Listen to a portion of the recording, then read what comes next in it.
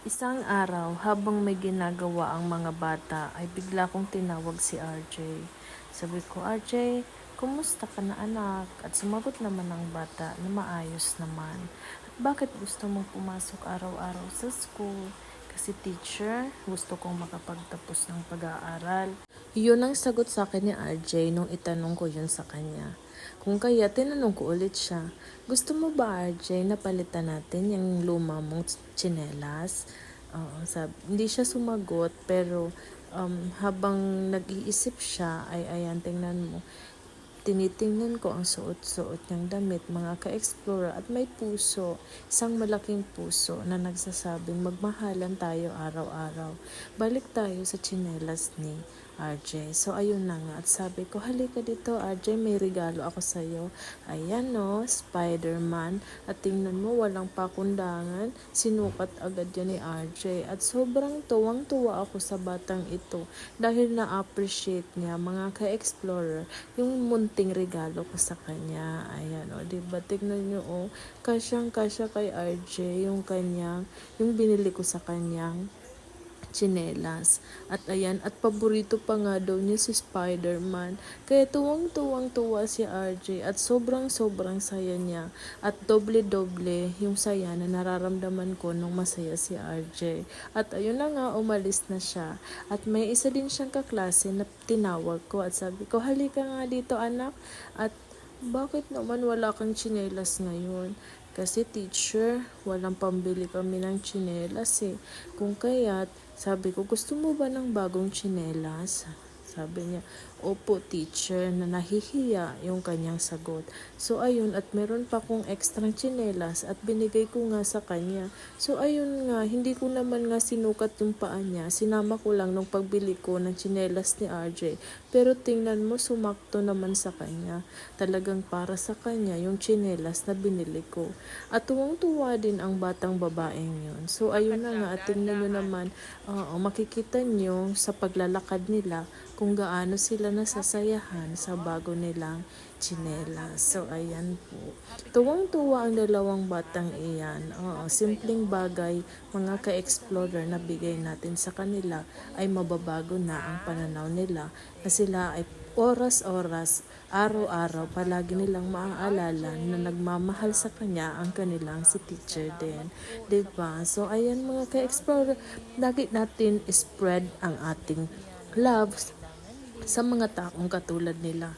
So, dahil nga ang silang dalawang bata ang nagsisilbing inspirasyon kung kaya't ginawa ko ang Sapin sa Paa project para sa mga batang explorers. Kaya nagpapasalamat po ako sa mga sponsors na walang sawang nagtitiwala sa akin para maisakatuparan natin ang pagbibigay saya sa ating mga batang ka-explorer.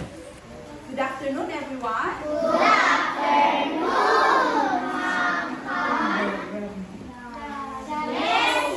Okay, God bless you too. And today, hindi lang talaga simple good afternoon. Ito ano po? Because there is a blessing na ibibigay sa mga taong mababait.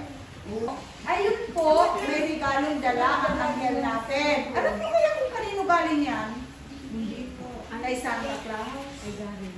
Sige. So mamaya na natin ipapakilala yung ating Santa Claus. Ngayong hapon, bago natin ipakilala yung ating magbibigay ng regalo ngayon, nais muna natin tawagin yung ating principal, si Ma'am Nes, para sa kanyang magsing mensahe sa okasyon natin ngayon na tinatawag natin Sapin sa Paa para sa mga batang explorers and outreach program.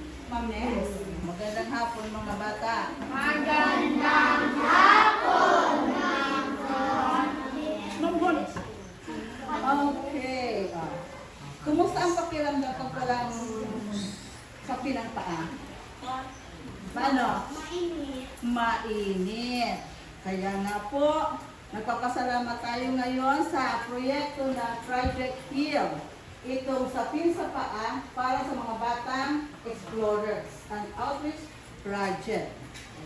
for your health and well-being.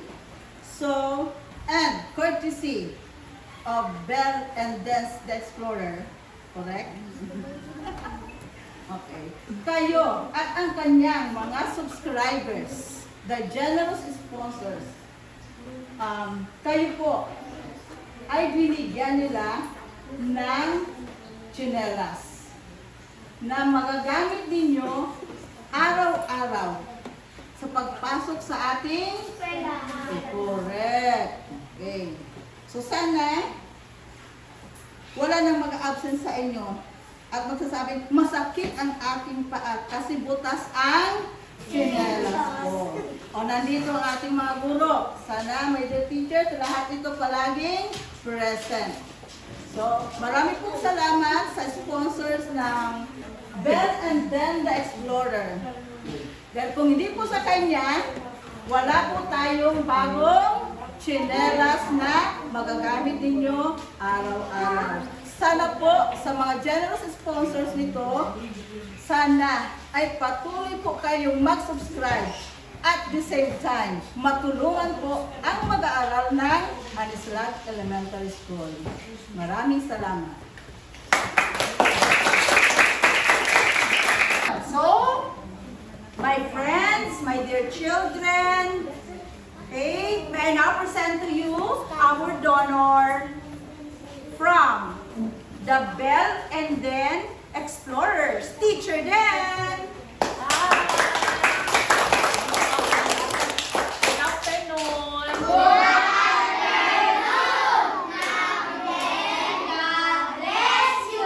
Thank you so much. Sana nga talaga i-bless pa ng marami si Teacher Den para mas marami pa tayong matutunan. May nakilala akong isang bata. Makinig na ha! May nakilala akong isang bata. Ang pangalan niya ay RJ. Ngayon, si RJ ay mayroong masikip na sapatos. Ibig sabihin, pag pumasok siya sa school, suot niya yung sapatos na sobrang sikip sa kanya. Iniinda niya, children, yung sakit ng kanyang paa, makapasok lang siya sa saan? Sa paaralan. Okay. So, bakit ginagawa ni RJ yun? Na kahit hirap na hirap siya doon sa sapatos niya, pinipilit niya pa din na pumasok siya sa school.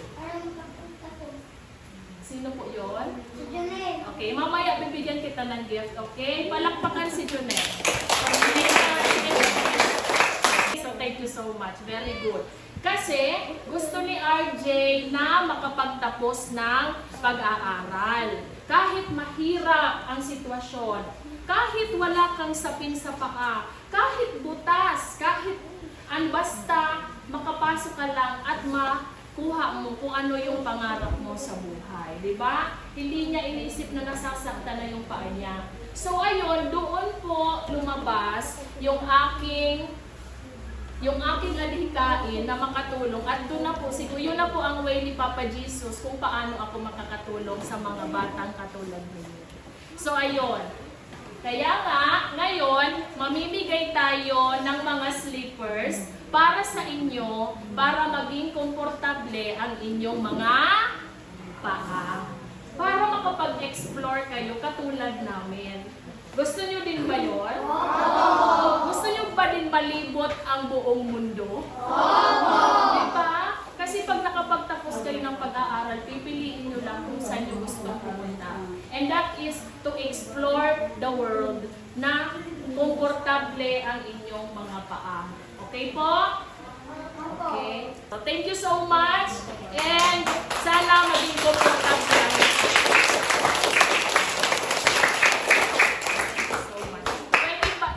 children mag-request sa inyo? Okay, so sabay-sabay nyo lang sabihin ang ako ay batang explorer. Ako ay batang explorer. Mas malakas. Ako ay batang explorer. Ayan. Thank you so much.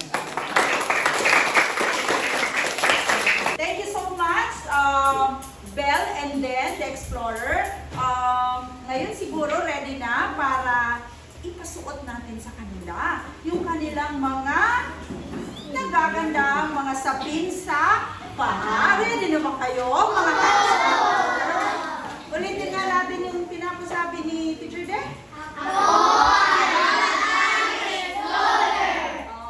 At dahil nga sa Project Heal ni Ma'am Hanily Montiliano ng Anislag Elementary School ay nakapag-identify tayo ng mga batang explorers na nangangailangan ng mga sapin sa paa para maging komportable na ang kanilang paglalakad papunta sa school. So ayan, makikita natin mga ka-explorers kung gaano natuwa ang mga bata sa kanilang mga bagong tsinelas.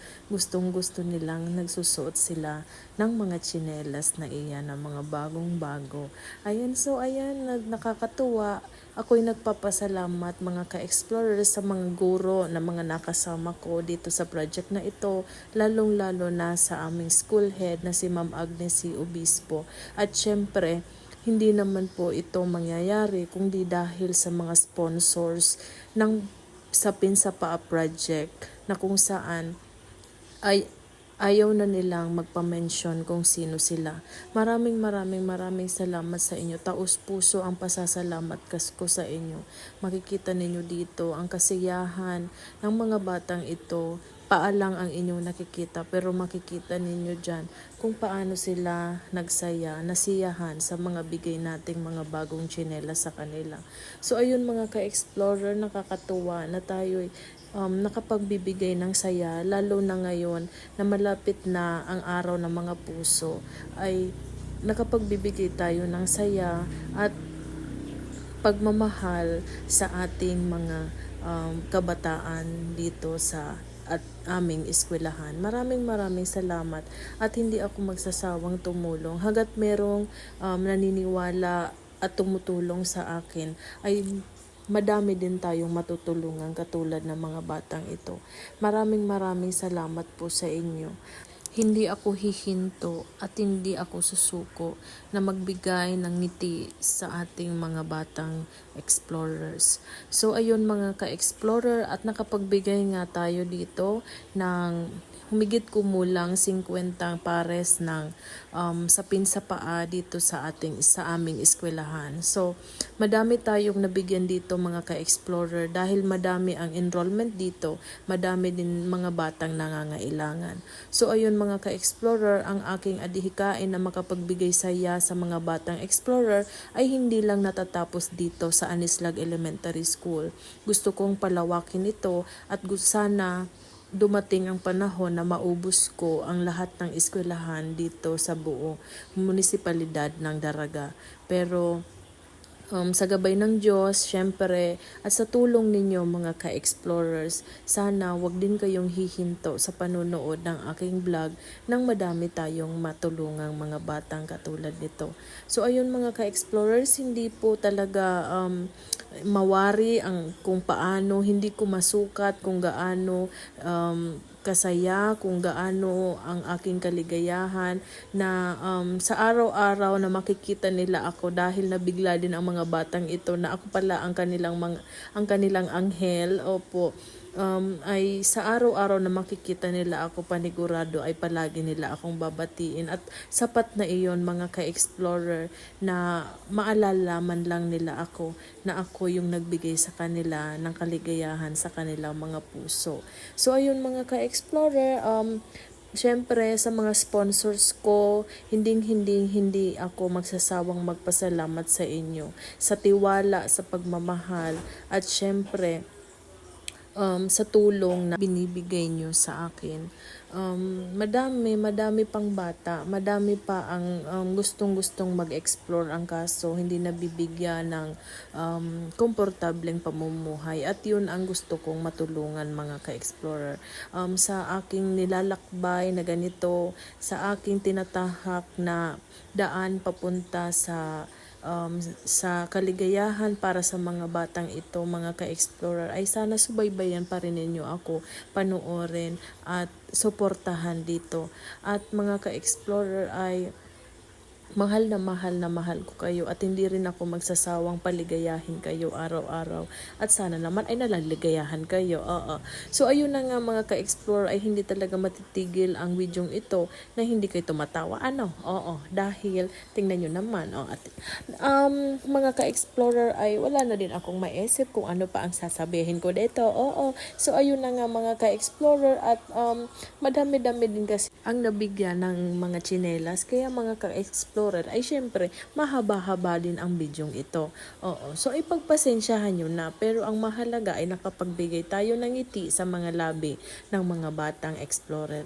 So ayun nga mga ka-explorer, hindi ako titigil. Oo, inulit-ulit lang. O basta ayan, hindi ako titigil mga ka-explorer na gawin ang ginagawa ko sa kasalukuyan. Ito'y magpapatuloy hanggat kayo'y merong tiwala sa akin mga ka-explore. Thank you. Dahil sa more than a month na ginagawa ko ang pagbablog ay nandyan kayo sa akin at patuloy na sumusuporta. Ang pagsuporta nyo sa channel namin ay ang nagsisilbing lakas ko para gawin at ipagpatuloy ko ano ang aking ginagawa. So ayun, madami-dami tayong natulungan mga ka-explorer ngayon at ang saya-saya lang sa puso. Kahit ulit-ulitin ko ang sinasabi ko mga ka-explorer, talagang sobrang saya sa puso pag nakakapag-share ka ng blessing. And sa mga nag-share talaga ng blessing, syempre hindi ako talaga magsasawa, never akong magsasawa na pasalamatan kayo at napaka-grateful ng puso ko na nandyan kayo palagi para suportahan ako. At syempre hindi tapos ang bidyong ito kung hindi natin pasasalamatan ang ating Diyos sa taas. Oo. Dahil kung hindi sa Kanya, hindi rin mangyayari ito. At thank you sa pagbibless niya sa mga taong nagiging blessing din para mabigyan ng kaligayahan ang mga batang ito. So, ayun na mga ka-explorer, nagpapasalamat ako sa Diyos na ako ang naging instrumento para makapagbigay ng kaligayahan sa mga batang explorer sa mga paaralan na ating pupuntahan. Kung kaya't suportahan nyo lang ako mga ka-explorer nang madami tayong matulungan pa. At thank you. I love you so much and God bless you always mga ka-explorer. At ayun, makikita nyo sa kanilang mga paa na masayang masaya sila at napaka-komportable na nila. So ayan, may paganyan-ganyan pa ang baby girl ko. Kaya bilang isang guro at bilang ka-explorer ay patuloy ko silang aakayin at gagabayan patungo sa tagumpay. At habang tinatahak nila ang daan patungo sa tagumpay na iyan, ay palagi nilang sasabihin ang Ako ay batang explorer.